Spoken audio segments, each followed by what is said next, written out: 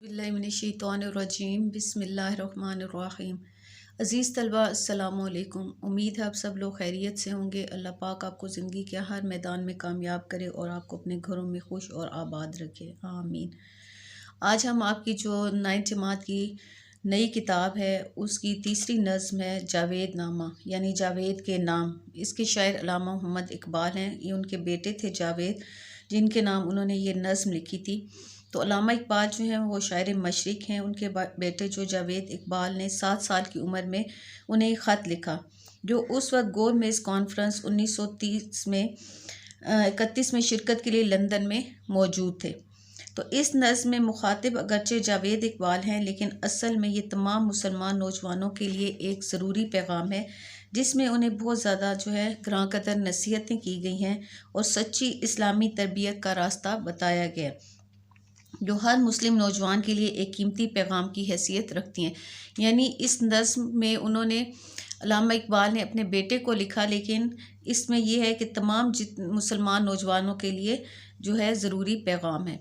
अब शेर नंबर 1 देखते हैं। दियारे इश्क में अपना मकाम पैदा कर, नया ज़माना नए सुबह शाम पैदा कर। अब जैसे मैं पहले भी आपको बताती हूँ कि नज़्म जो होती है वो एक ही मौजू पर लिखी जाती है और सारे जो अशार होते हैं उसी के मुतल्लिक होते हैं। तो आप लोगों ने इसके जो है मुश्किल अल्फाज याद कर लेने और बाकी आप देख लें कि उसमें तकरीबन जो है सारी जो है वो जावेद नामा जावेद के बारे में ही है। तो दियारे इश्क से मुराद है इश्क की दुनिया या इश्क की सरजमीन। ईशियन शायर अपने बेटे जावेद और बिलवास्ता तौर पर मुसलमान नौजवानों से फरमाते हैं कि तुम इश्क हकीकी यानी अल्लाह और उसके रसूल से इश्क में अपना ख़ास मकाम पैदा करो। इसी इश्क की बदौलत इंसान बाअज़मत और बुलंद मर्तबा पाता है। इकबाल जावेद से मुखातिब होकर कहते हैं कि अगर तूने ये रास्ता इख्तियार कर लिया तो यकीनन तुझ में ये सलाहियत पैदा हो जाएगी कि तू दुनिया में इनकलाब पैदा कर देगा। मुराद ये है कि अल्लाह ताला और रसूल सल्लल्लाहु अलैहि वसल्लम की मोहब्बत के सिवा इंसानी ज़िंदगी में दर्जे कमाल हासिल नहीं हो सकता, और ये मकाम जिसे मिल जाए वो ज़माने की हर गर्दिश और सुबह शाम की हर रंज से बिल्कुल बेनियाज हो जाएगा। उसका अपना ज़माना होगा और उसके अपने सुबह शाम होंगे। इकबाल का मतलब इससे ये है कि जिस तरह सरकार दो आलम सल्लल्लाहु अलैहि वसल्लम ने नई दुनिया पैदा कर दी, दुनिया में बड़ा इनकलाब बर्पा कर दिया, इसी तरह हजूर सल्लल्लाहु अलैहि वसल्लम के ग़ुलाम भी हजूर सल्लल्लाहु अलैहि वसल्लम के नक्शे कदम पर चलकर दुनिया में इनकलाब बर्पा करें और इस दुनिया को जो इस वक्त तारीकी में गर्क है इस्लाम के जदीद असूलों की रोशनी में बदल कर रख दें। इसका हवाले शेर देखें। ज़माने के अंदाज बदले गए, नया राग है साज बदले गए। ये शेर नंबर 1 की तशरीह थी। अब शेर नंबर 2 देखें। खुदा अगर दिले फितरत शनास दे तुझको, सकूते लाल व गुल से कलाम पैदा कर। दिले फितरत शनास यानी कुदरती मनासिर पर गौर व फिक्र करके अल्लाह को पहचानने वाला दिल। सकूत का मतलब होता है खामोशी, कलाम बातचीत। लाला जो होता है वो एक सुर्ख रंग का फूल होता है, इंतहाई सुर्ख फूल होता है, और गुल गुलाब का फूल। अब इसमें इकबाल कहते हैं कि अगर अल्लाह ताला तुम्हें ऐसा दिल अता करे कि जो दुनिया में मौजूद हर शय को समझने की सलाहियत रखता हो और जिसमें इस पाक ज़ात की मोहब्बत व अकीदत हो, तो तुम्हें चाहिए कि गुले लाला और गुलाब समेत हर शय से गुफ्तगू करो। तुम्हें लाला और गुल से इसकी हस्ती का सबूत मिल सकता है। सकूते लाला और गुल से कलाम में सनत तज़ाद पाई जाती है और ये एक दिलकश अंदाज़ है। इस बात के कहने का मकसद ये है कि अगरचे लालो गुल ज़बान नहीं रखते, लेकिन अगर कोई फितरत शनास उनकी बनावट पर गौर करे तो वह ज़बान हाल से अल्लाह खालिक कायनात के वजूद की गवाही देंगे। यानी कुदरत की जो चीज़ें बोलने वाली ज़बान से महरूम हैं, इनकी बातें भी तू समझने लगेगा।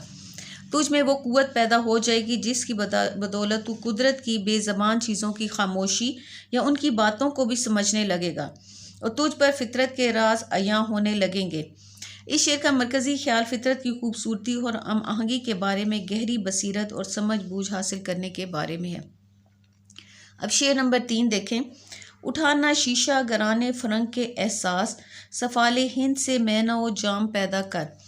शीशा ग्राम फरंग का मतलब है यूरोप के चमकते हुए अलूम, तौर तरीके और यूरोपी तहजीब इससे मुराद है। यानी लफ्ज़ी मतलब शीशा बनाने वाले, जबकि यहाँ इनसे मुराद अहले फरंग की फरेबकारियाँ हैं। सफ़ाल होता है मिट्टी का बर्तन, मेना और जाम सुराही और प्याला यानी मजहबी और सियासी शऊर या तरक्की। اب شاعر کہتے ہیں کہ انگریزوں کے طور طریقے اور ان کی تہذیب مت اپناؤ، کیونکہ یہ شیشے کی طرح جلد ٹوٹنے اور ختم ہونے والے ہیں۔ ہندوستان کی مٹی سے سراہی اور پیالے بناؤ، یعنی اپنی مشرقی تہذیب اور اس کے اقدار سے محبت رکھو اور اس کے طور طریقے اپناؤ۔ اپنی مٹی پہ چلنے کا سلیقہ سیکھو، سنگ مرمر پر چلو گے تو پھسل جاؤ گے۔ اپنی مشرقی تہذیب اور سیاسی شعور سے کام لو، تمہارے لیے یہی بہتر ہے۔ اہل مغرب کے انداز اپنانے سے تم برباد ہو جاؤ گے۔ اصل میں شاعر ہمیں یہ سمجھانا چاہ رہے ہیں کہ اگر ہم ترقی کے لیے دوسری اقوام کے دستے نگر رہیں گے تو کبھی ترقی نہ کر سکیں گے، بلکہ ایک طرح سے ان کے ذہنی غلام بن کر رہ جائیں گے۔ شعر نمبر 4 دیکھیں۔ میں شاخ طاق ہوں، میری غزل ہے میرا ثمر، میرے ثمر سے مئے لال فام پیدا کر۔ شاخ طاق انگور کی بیل کی ٹہنی کو کہتے ہیں۔ غزل اس سے مراد شاعری اور ثمر پھل۔ مئے لال و فام یعنی اعلیٰ قسم کی سرخ رنگ کی شراب۔ اب اقبال اس شعر میں مختلف مثالوں سے اپنی بات واضح کرتے ہیں کہ میں انگور کی بیل کی ٹہنی ہوں اور میری غزل اس بیل کا پھل ہے۔ میری شاعری سرخ رنگ کی شراب تیار کر سکتی ہے۔ در حقیقت اقبال یہ کہتے ہیں کہ میری شاعری میں اتنی خوبیاں ہیں کہ وہ برصغیر کے مسلمانوں کو خواب غفلت سے بیدار کر کے انہیں ایک آزاد وطن کے حصول کے لیے آمادہ کر سکتی ہیں۔ یعنی جیسے انگور سے قیمتی سرخ شراب حاصل ہوتی ہے، بالکل ایسے ہی میری شاعری میں اتنی صلاحیت ہے کہ وہ مسلمان نوجوانوں کو جدوجہد کے راستے پر ڈال سکے۔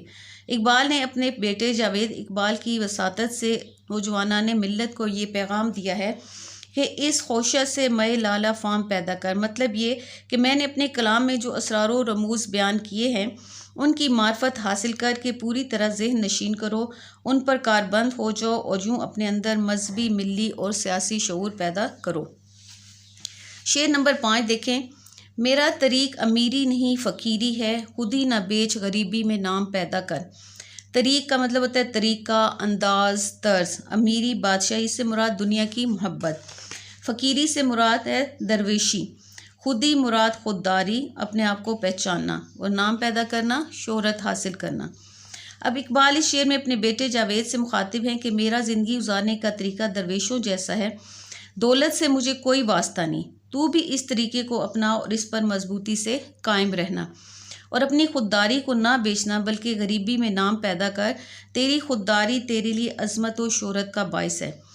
جب نوجوان خودی کو پہچان لیں گے تو بلند مقام حاصل کریں گے۔ مطلب یہ کہ انسان عزت اور شہرت حاصل کرنے کے لیے خودی کو بیچتا ہے اور اس کے بدلے میں دولت حاصل کرتا ہے، دولت کے ذریعے شہرت حاصل کرتا ہے۔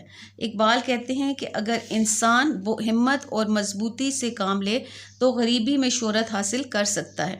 لہٰذا نام پیدا کرنے کے لیے ضمیر فروشی کی ضرورت نہیں۔ اس شعر میں اقبال نے اپنے نظریے خودی کو پیش کیا ہے اور اپنے بیٹے کو مخاطب کرتے ہوئے برصغیر کے نوجوانوں کو یہ تلقین کرتے ہیں کہ دولت کی تمنا تمہیں، دنیا کی محبت تمہیں غرق کر دے گی، اس لیے اپنے آپ کو پہچانو، اور جس طرح ایک درویش سادگی اور غیرت کا پیکر ہوتا ہے، کسی کے سامنے ہاتھ نہیں پھیلاتا اور قناعت اس کی خوبی ہوتی ہے، تم لوگ بھی یہی انداز اپنا کر دنیا میں شہرت حاصل کرو۔ اس کا حوالے شعر دیکھیں۔ غیرت ہے بڑی چیز جہانے تگ و دو میں، پہناتی ہے درویش کو تاج سر دارا۔ تو یہ آپ کی نظم جاوید کے نام ہے، جو علامہ اقبال اس کے شاعر ہیں، جنہوں نے اپنے بیٹے کے نام لکھی تھی۔ تو 5 اشعار ہیں اس کے، آپ دھیان سے اس کو دیکھیں۔ اس میں جو ہے علامہ اقبال نے خودی کے بارے میں بتایا ہے کہ ہمیں اپنی خودی کو نہیں بیچنا چاہیے، خودداری کو اپنانا چاہیے، اور جو ہے برصغیر کے مسلمانوں کو اس کے ذریعے پیغام دیا ہے۔ تو آپ لوگوں کو جو ہے امید ہے سمجھ آ گئی ہوگی۔ اگر آپ کو کچھ سمجھ نہ آئے تو کمنٹ سیکشن میں مجھ سے پوچھ سکتے ہیں۔